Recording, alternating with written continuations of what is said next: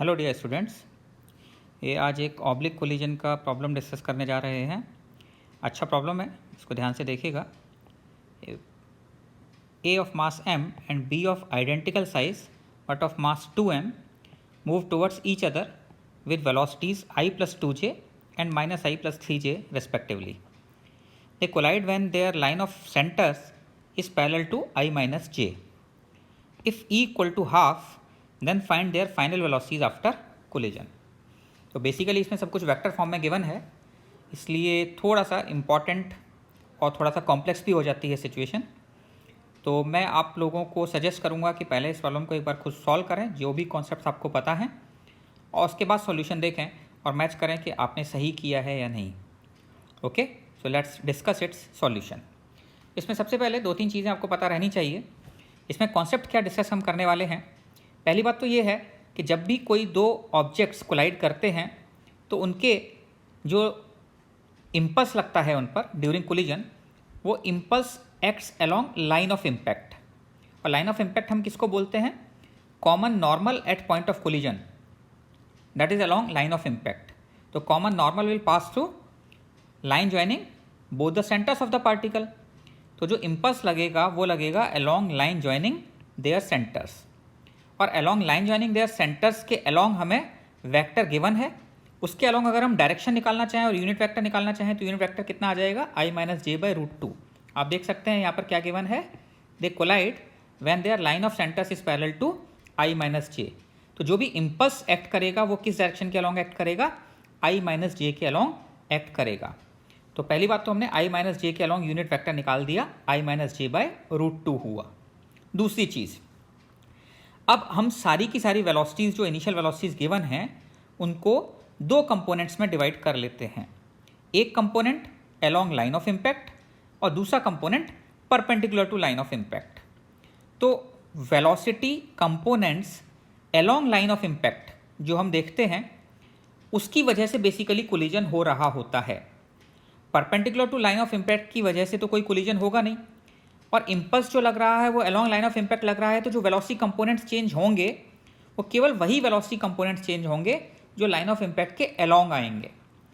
Line of impact के perpendicular वाले components initial और final, before collision and after collision same रहेंगे।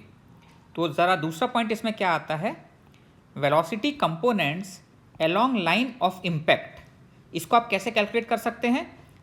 Can be calculated by using conservation of momentum. एक equation बन जाएगी। Conservation of momentum क्यों? Because आप पूरे सिस्टम को लेंगे तो इम्पल्स दोनों पर इक्वल एंड अपोजिट लगेगा, तो पूरे सिस्टम पर net external force, net external impulse zero हो जाएगा और आप मोमेंटम कंजर्व कर सकते हैं लाइन ऑफ इम्पैक्ट के अलोंग। एंड दूसरी इक्वेशन आपकी क्या आएगी? Velocity of separation equal to E into velocity of approach होती है।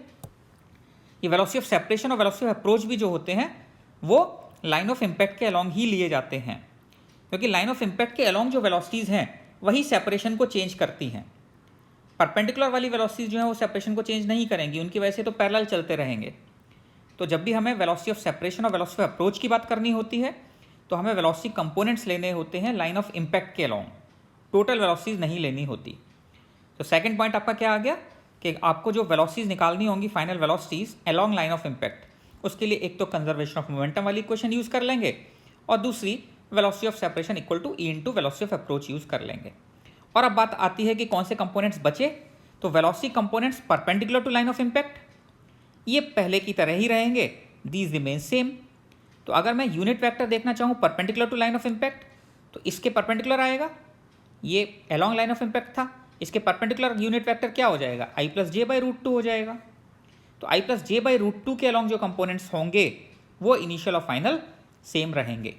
तो पहला काम हम क्या करने वाले हैं बच्चों, इनिशियल वेलोसिटीज इसके अलोंग ले लेते हैं और इनिशियल वेलोसिटी इसके अलोंग ले लेते हैं।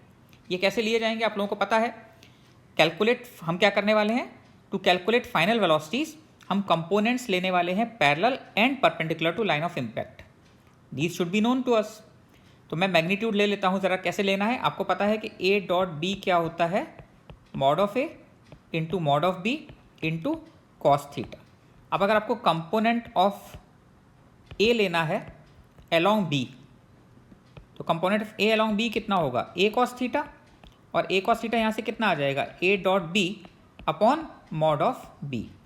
तो इस कॉन्सेप्ट को मैं यूज़ कर रहा हूँ किसी डायरेक्शन के अलोंग कंपोनेंट्स निकालने के लिए, A dot B upon mod of B.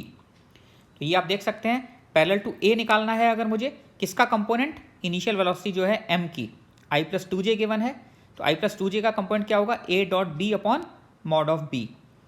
तो I plus two J dot I minus J upon root two. ये सॉल्व करने पर आपको -1/√2 आ जाता है। इसी तरीके से 2m की जो वेलोसिटी गिवन है I plus two J, m की जो वेलोसिटी है वो perpendicular to line of impact निकालेंगे। तो परपेंडिकुलर लाइन ऑफ इम्पैक्ट निकालने के लिए क्या करेंगे, इसको b के साथ डॉट प्रोडक्ट ले लेते हैं। तो I plus two J into ये आपका क्या हो गया, b के अलॉन्ग यूनिट वेक्टर हो गया। तो b के अलॉन्ग यूनिट वेक्टर से मल्टीप्लाई कर देते हैं तो 3/√2 आ जाता है। तो m का लाइन ऑफ इम्पैक्ट के पैरेलल और लाइन ऑफ इम्पैक्ट के परपेंडिकुलर कंपोनेंट पता लग जाता है। इसी तरीके से 2m की वेलोसिटी कितनी दी हुई है, -i+3j। तो इसका along line of impact -2√2 component आ जाता है और परपेंडिकुलर 1/√2 आ जाता है। तो ये जो दोनों कंपोनेंट्स हैं बच्चों, ये दोनों कंपोनेंट्स चेंज नहीं होंगे, ये दोनों कंपोनेंट्स कांस्टेंट रहेंगे। और इनकी वेलोसिटीज हम कैसे निकाल सकते हैं, वही दोनों इक्वेशन यूज करते, कौन सी, एक तो velocity of separation equal to E into velocity of approach और एक कंजर्वेशन ऑफ मोमेंटम। तो मैं इन दोनों के लिए कैलकुलेशन करने जा रहा हूँ। आप देख सकते हैं इसमें 2√2 ज़्यादा है 1/√2 से, तो 2√2 से ये क्या कर रहा होगा, इसको अप्रोच कर रहा होगा 2m और 1/√2 आगे जा रहा होगा, तभी तो ये जाकर इसको हिट कर सकता है। ज़्यादा वेलोसिटी पीछे वाले की होनी चाहिए, तभी वो आगे वाले को हिट कर पाएगा। तो 2m जो है वो 2/√2 से जा रहा था और ये परपेंडिकुलर वेलोसिटी 1/√2 है जो कि चेंज नहीं होगी, और इसकी परपेंडिकुलर वेलोसिटी 3/√2 है और ये 1/√2 से जा रहा था। मैं इनकी final velocity along line of impact v1 and v2 assume कर ले रहा हूँ। तो एक कंजर्वेशन ऑफ मोमेंटम लगा रहा हूँ, 2m into 2√2 plus m into 1/√2। ये initial velocities m1 u1 plus m2 u2 is equal to m1 v1 plus m2 v2। ये आपके पास इक्वेशन 1 आ जाती है सॉल्व करने पर। और इक्वेशन 2 कौन सी होगी, velocity of separation v2 minus v1 equal to e into velocity of approach. इसको आप सॉल्व करते हैं तो आपके पास ये इक्वेशन आ जाती है 2v2 minus 2v1 equal to 3/√2। इन दोनों इक्वेशंस को अगर आप यूज़ करेंगे तो v1 v2 आप आराम से कैलकुलेट कर सकते हैं। v1 आपके पास आ जाता है 5/2√2 और v2 आ जाता है 2√2। तो अब इनकी वेलोसिटीज पता लग गई। अगर आपको स्पीड निकालनी है फाइनल, तो under root of x component square plus y component square करके इनकी वेलोसिटी निकल जाएगी। तो फाइनल वेलोसिटी ऑफ m कितनी आ जाएगी, 2√2 का स्क्वायर प्लस 3/√2 स्क्वायर। तो यहाँ पर इसकी अगर देखेंगे तो 3/√2 तो थी ही, और v2 की वेलोसिटी कितनी आ गई है, v2 की वेलोसिटी 2√2 आ गई है। तो ये आपके पास 2√2 स्क्वायर प्लस 3/√2 का स्क्वायर आ जाता है 5/√2 मीटर पर सेकेंड। अगर आप इसको वेक्टर फॉर्म में लिखना चाहेंगे तो इसके अलॉन्ग यूनिट वेक्टर प्लस इसके अलॉन्ग यूनिट वेक्टर कर दीजिए। तो 2√2 के along unit vector a cap है और 3/√2 b कैप है। तो 3/√2 जो है ये परपेंडिकुलर वाला था, इसको अगर आप a कैप और b कैप से मल्टीप्लाई कर देंगे तो वेक्टर फॉर्म में आ जाएगा। मैंने सॉल्व नहीं किया है, आप इसको सॉल्व कर सकते हैं, सिंपल सी चीज़ है। इसी तरीके से 2m की फाइनल वेलोसिटी निकालेंगे तो 2m की फाइनल वेलोसिटी इसमें ये तो रहेगा ही 1/√2, और v1 की वेलोसिटी कितनी आ चुकी है, 5/2√2 आ चुकी है। तो 5/2√2 स्क्वायर प्लस 1/√2 का स्क्वायर करेंगे, ये √29/8 आ जाता है। और इसको भी अगर आप वेक्टर फॉर्म में लिखना चाहेंगे तो 5/2√2 into a cap plus 1/√2 into b cap ये लिखा जा सकता है। तो आई होप ऐसा कितना भी कॉम्प्लेक्स सिचुएशन अगर आपको बना दिया जाए जहाँ 2 पार्टिकल्स अगर हिट कर रहे हैं, हमें केवल उनकी इनिशियल वेलोसिटीज और लाइन ऑफ इम्पैक्ट के अलॉन्ग यूनिट वेक्टर्स, इन चीज़ों को लेकर प्रॉब्लम को सॉल्व करना होता है। तो आप ऐसी कोई भी आप प्रॉब्लम आए तो उसको खुद सॉल्व करने की कोशिश करें। पुराने अगर कुछ ऐसे प्रॉब्लम्स थे जो कि आपके इस कॉन्सेप्ट सॉल्व नहीं हुए थे तो उनको आप ट्राई करें। आई होप अब आपसे क्वेश्चंस हो जाने चाहिए। Okay, enjoy your day.